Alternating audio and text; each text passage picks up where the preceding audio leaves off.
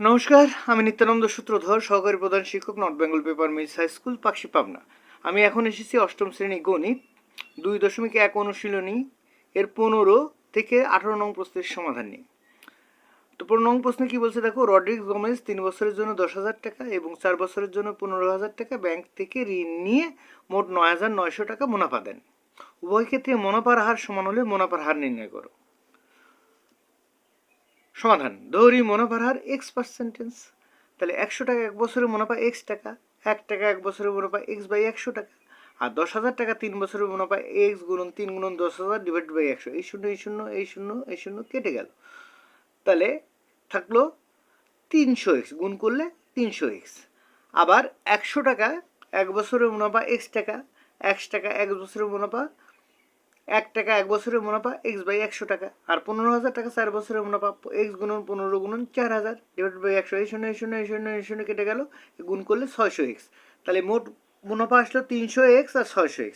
এই দুটো যোগ করলে আমরা 9,900 টাকা পাবো। তাহলে প্রশ্ন মতে 300x যোগ 600x সমান 9,900। 600 আর 300 900x সমান 9,900। তাহলে x সমান 9,900 ডিভাইড বাই 900। এই শূন্য এই শূন্য এই শূন্য এই শূন্য কেটে গেল, 9 দিয়ে 99 কাটলে 11 হয়, 9 11 99। তাহলে x সমান 11 টাকা। উত্তর, মুনাফার হার 11%।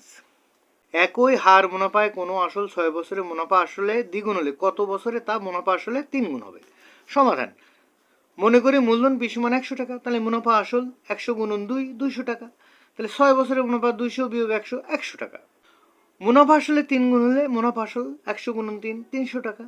কোনো নির্দিষ্ট সময়ের মুনাফা 300 বিয়োগ 100 200 টাকা। 100 টাকা মুনাফা হয় 6 বছরে, সুতরাং 1 টাকা মুনাফা হয় 6/100 বছরে। সুতরাং 200 টাকা মুনাফা হয় 6 গুণন 200/100। এই শূন্য এই শূন্য এই শূন্য এই শূন্য কেটে 6 2 12 বছর। উত্তর 12 বছর। এরপর আসছে 17 নম্বর অঙ্কে, যে কোনো নির্দিষ্ট সময়ে মুনাফা আসলে 5,600 টাকা এবং মুনাফা আসলের 2/5 অংশ। মুনাফা বার্ষিক শতকরা 8 টাকা হলে সময় নির্ণয় করো। সমাধান, মনে করি আসল 5 টাকা, মুনাফা, তাহলে 5-এর 2/5, এই 5 কেটে গেল 2 টাকা।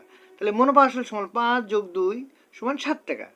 মুনাফা আসল 7 টাকা হলে আসল 5 টাকা, 1 টাকা হলে 5/7 টাকা, আর মুনাফা আসল 5,600 টাকা হলে 5 গুণন 5,600 ডিভাইড বাই 7। কাটাকাটি করলে 27টা 56, আর এই 2 শূন্য, এই 800-কে 5 দিয়ে গুণ করলে 4,000 টাকা। তাহলে আসল p = 4,000 টাকা। মুনাফা i = তাহলে 5600 বিয়োগ 4,000, মানে 5,600 বিয়োগ 4,000 সমান 1,600 টাকা। এখন মুনাফার হার r = কত? 8%। 8% মানে 8/100। সময় n = হোয়াট?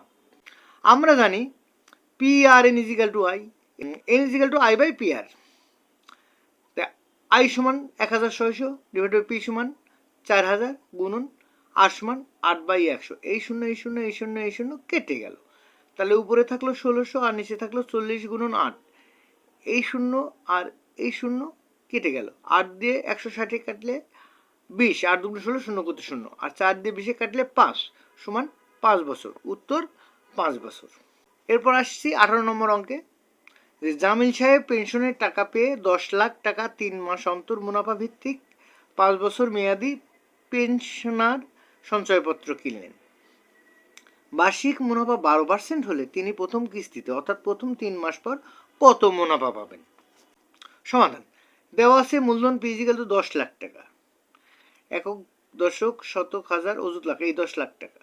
মুনাফার হার r = 12%, মানে 12/100। সময় n = 3 মাস। 3 মাসকে বছর বানালে আমরা 12 দিয়ে ভাগ দেবো। তাহলে 3/12, 3 দিয়ে 12 কাটলে 4, 3 4 12, তাহলে 1/4 বছর। আমরা জানি মুনাফা i = PRN। তাহলে 10 লক্ষ গুণন 12/100 গুণন 1/4। এই শূন্য এই শূন্য এই শূন্য এই শূন্য কেটে গেল।